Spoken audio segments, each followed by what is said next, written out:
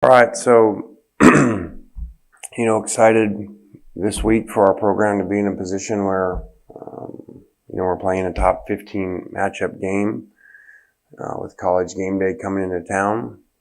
I think that reflects a lot on what these players have done throughout the season. To be at that point this late in the year for game day to be coming here.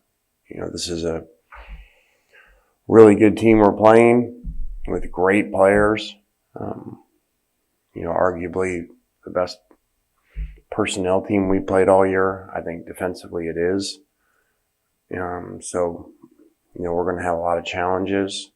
You guys have seen our injury issues, so that is what it is. We need guys to continue to step up and make plays, and this is going to be a huge challenge because these guys have elite players.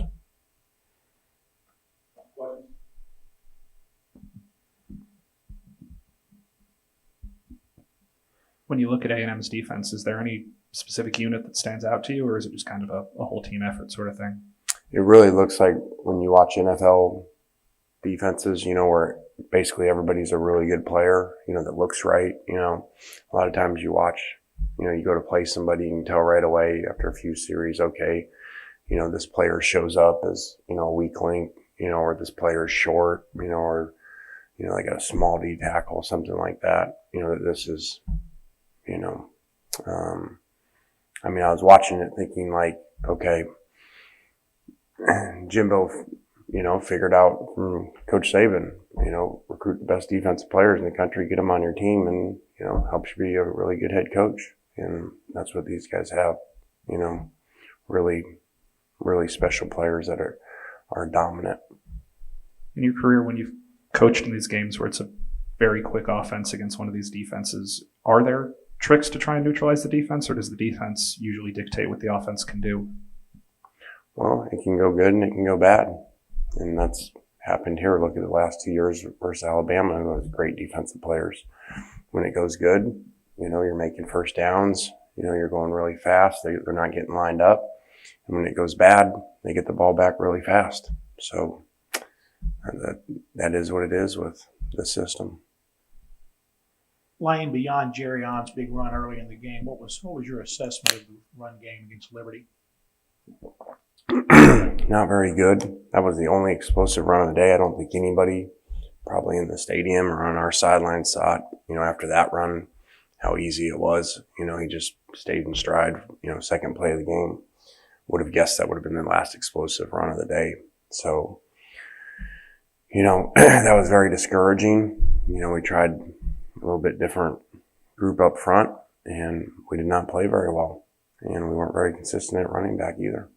And, it doesn't help. This is not an excuse. We should have ran the ball way better. But when the quarterback can't move really, we're not running him at all. They know he's not going to pull the ball.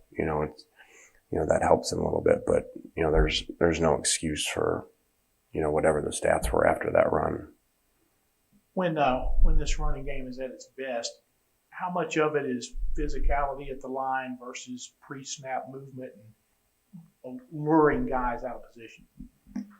Well, I think it's a combination. I think majority of it is the use of tempo, and people not lined up and cleats in the grass and, or disguising of things with motions and different stuff in front of you. So, you lose a gap and the ball breaks. And that's what happened on the long run. There were people going, and the ball hit and their guy fell back a gap. So, that's kind of been what's happened throughout the year, to be a top 5 rushing team in the country. And then after that run, we certainly didn't look like it the rest of the day. Lane, you guys started Jalen Cunningham at right guard Saturday. After earlier this season moving him over to defense, what went into that thought process? And, what did Jalen do to warrant that opportunity? And how did you think he performed? Well, I think, I said this to our staff this morning, this is always the case in life and with players. You appreciate things more when they're gone, and losing Ben Brown has been a major hit for us. He was a very smart player, helped the center who's brand new. and even though he was the guard, he was the leader of the group. So that has affected us. And Jalen went in, did some good things, and, like you probably would expect, a little bit inconsistent, having just moved back over. So, we got to get better all around, especially inside three players.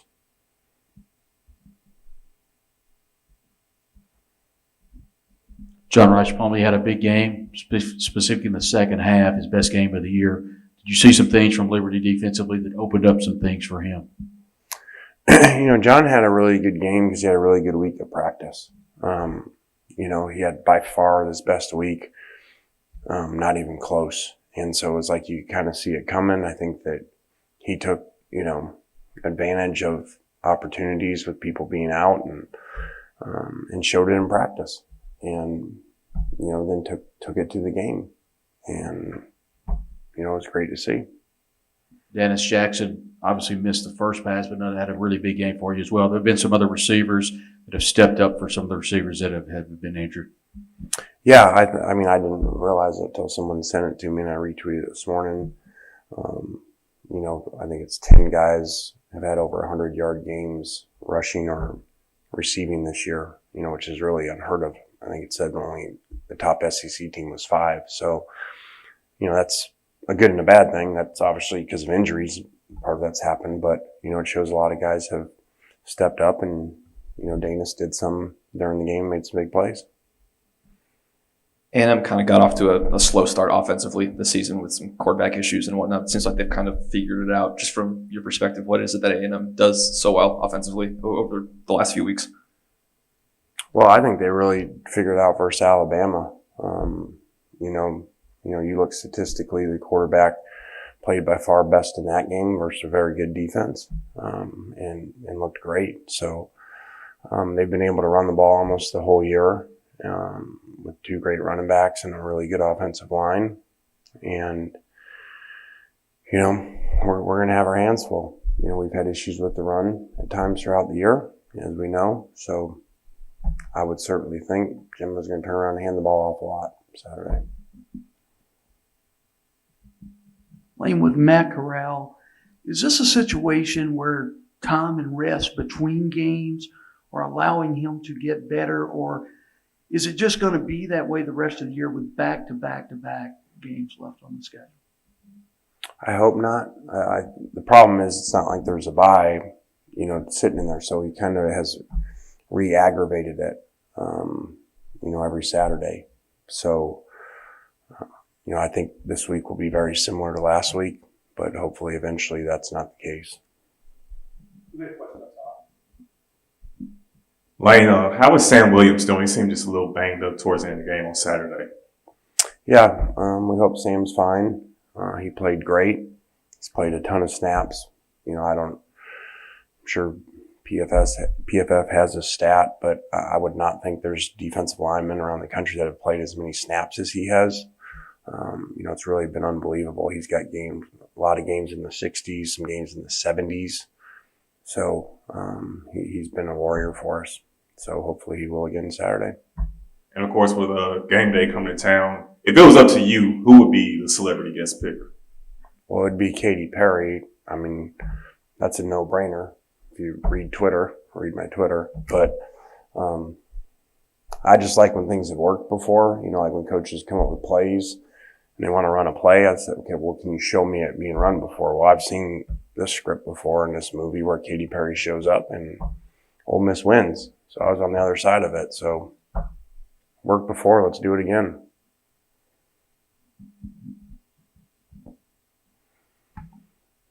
We saw on the sideline Saturday that Mingo's kind of progressing where he's not in the boot anymore. Just has he moved quicker than you thought he would in his rehab? And do you still think there's a chance he could be back this year?